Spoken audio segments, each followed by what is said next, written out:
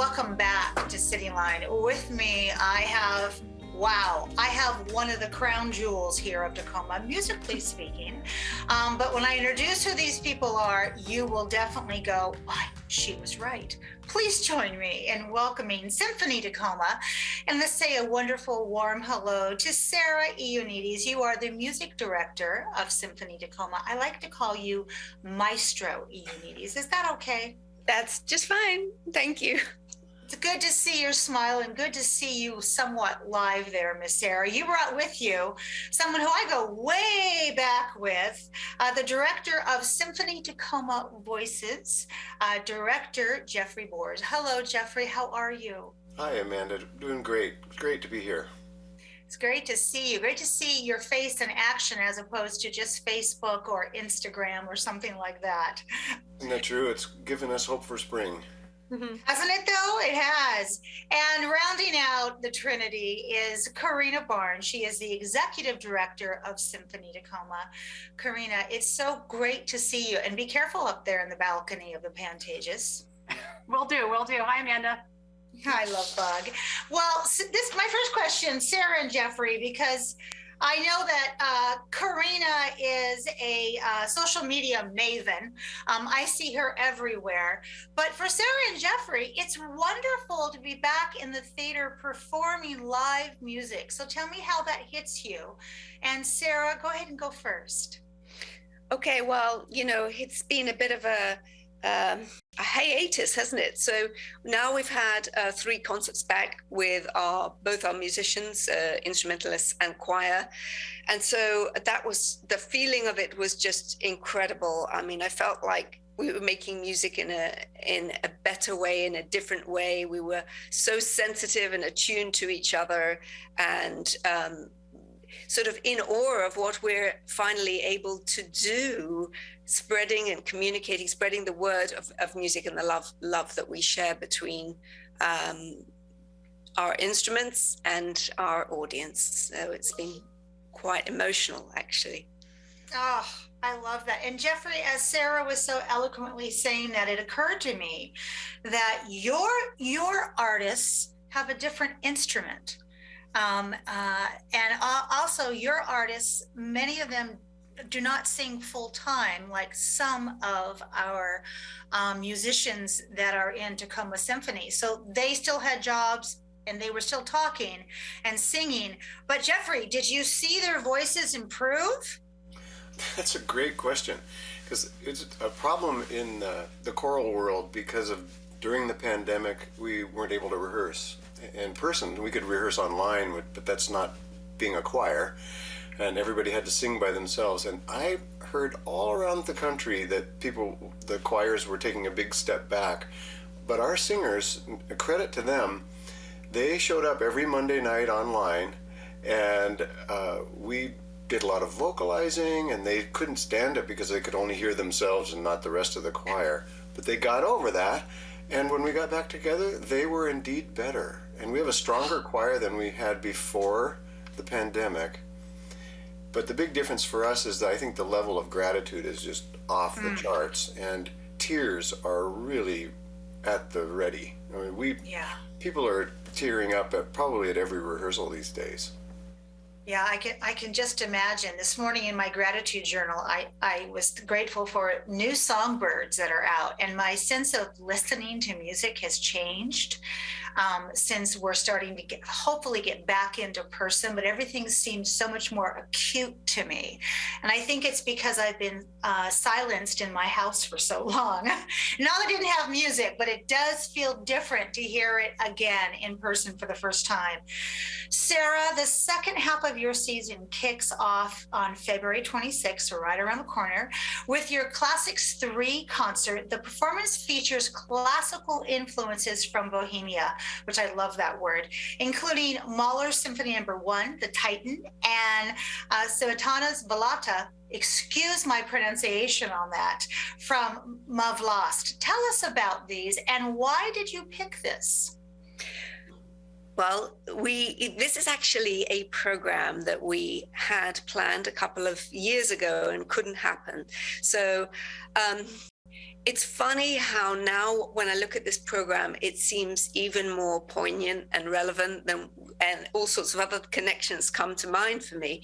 But these two composers, Mahler and Smetana, didn't actually live very far from each other. They're basically the same region between Austria. You know, the Moldau, it flows through from Germany through Austria and into, Bohemia is this whole wonderful area where there was a lot of folk idiom in music coming out in these composers. So two very different perspectives of the same area. And of course, Mahler throws in a lot of personality and of himself into his music. So we've got, this is incredible because it's his first symphony, yet he harks back on all the sounds of nature, the birds, the cuckoos, all of this. It's a very spring-like piece. There's definitely a lot of programmatic references to spring, but he also throws in, the crisis of the feelings of death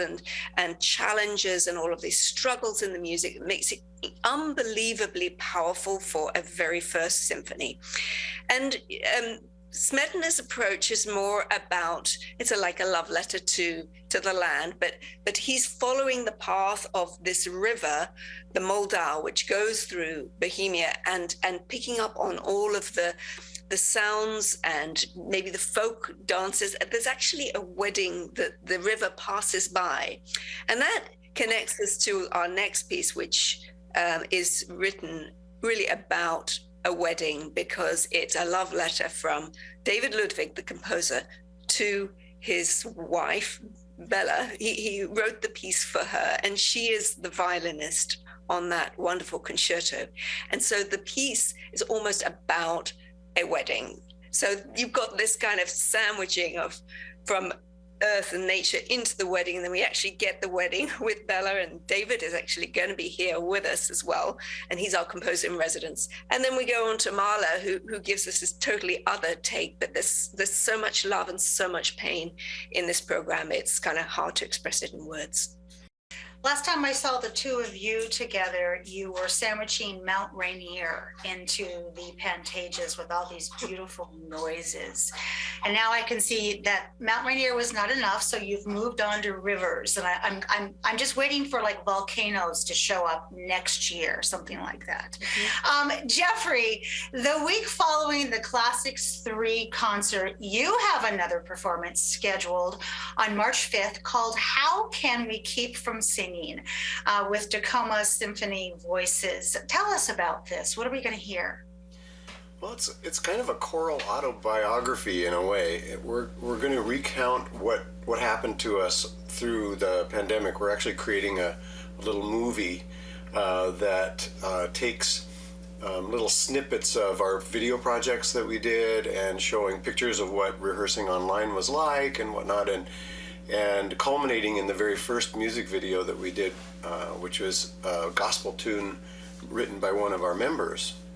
And at the end of that video, and it will kind of recount the pandemic as well with imagery and kind of reminiscing about our isolation from music and from each other. And so we'll finish with that little gospel piece, and it was a very popular video. And throughout the middle of that piece, we'll start joining the video live. And so then by the end of that video, the lights will be up, and Evan Lambert, the composer, will be at the keyboard, and he'll be playing along with this video. The video drops out and we finish it live. And the rest of the concert then is about this waking up of winter and the blossoming of spring, both literally and then the figuratively, in terms of us reconnecting with the people of Tacoma, with each other, and the music kind of follows that story. And the third layer is that it's kind of taking up the ideas about what we've learned from this time. We're doing a brand new piece written by an African-American composer who's famous for his arrangements of spirituals and gospel music, and it was co-composed by one of our most famous composers, who is an expert in early American music from the white tradition. And this piece is called No Color. And it's a song of hope about where we can head by what we've learned, about how to ultimately not pay so much attention to the color, and to become transparent and see what's inside. And we'll close the concert with a piece from Godspell of all things, which didn't appear actually in the play, but it's there, and it's called A Beautiful City. And all of these songs kind of play up to, if we can learn lessons learned from history and from this time, that we can help Tacoma become a beautiful city together. It only adds to what Tacoma already is. And as always, you have your finger on the pulse of that. Karina, as Jeffrey said, it celebrates time, and time doesn't stand still. We have a 75th anniversary season. So, Miss Executive Director, what do you have planned for this upcoming 75th season?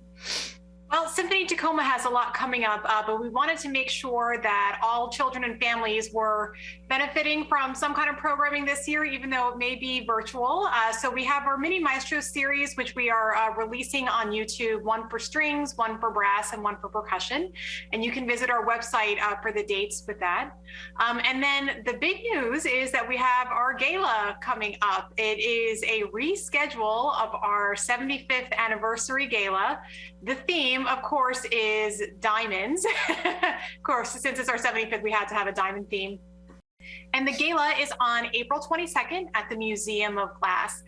So besides the rest of the amazing programming that Sarah has given to us for the rest of this year, we have those events for children and families, and then we'll also have our gala coming up. So we hope that you can join us. Oh, there's been a lot of changes down in that area where all three of you make music and keep the doors open. So, Karina, remind us where we can buy tickets and also get more information. You can buy tickets on our website, so symphonytacoma.org. And you can also call our offices, 253-272-7264. So we'd love to thank Multicare, Tacoma Creates, Leroy Jewelers, R.L. Ray Violin Shop, Timothy E. Williams Attorney, and Northwest Public Radio.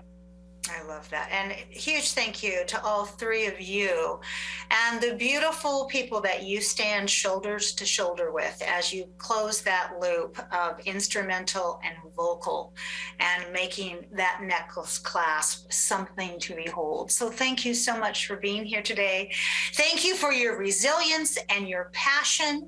And I'll see you Fifth Row Center. All right. Thank you, Amanda. Thank you. We really appreciate your love of our community and the music that we're able to give to it. Oh, well, thank you. We have much more to come on Cityline. Don't go away. We'll be right back.